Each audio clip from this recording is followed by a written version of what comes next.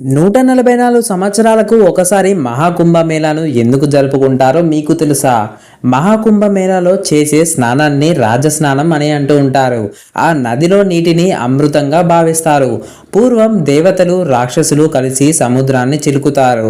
అప్పుడు కోరికలు తీర్చే కల్పవృక్షం, కామధేనువు, ఐరావతం ఇంకా విలువైన బంగారం బయటకు వచ్చాయి. వాటిని దేవతలు మరియు రాక్షసులు సమానంగా పంచుకున్నారు. కానీ చివరగా సాగర మదనంలో అమృతం వచ్చింది. అమృతం కోసం దేవతలు, రాక్షసులు మాగని గొడవ పడతారు. అది మహాయుద్ధంగా మారుతుంది. అలా ఆ యుద్ధం 144 సంవత్సరాలు జరుగుతుంది.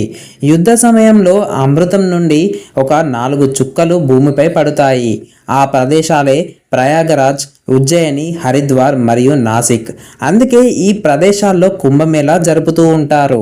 6 సంవత్సరాలకు ఒకసారి అర్ధ కుంభమేళంగా, 12 సంవత్సరాలకు ఒక కుంభమేళంగా జరుపుతారు.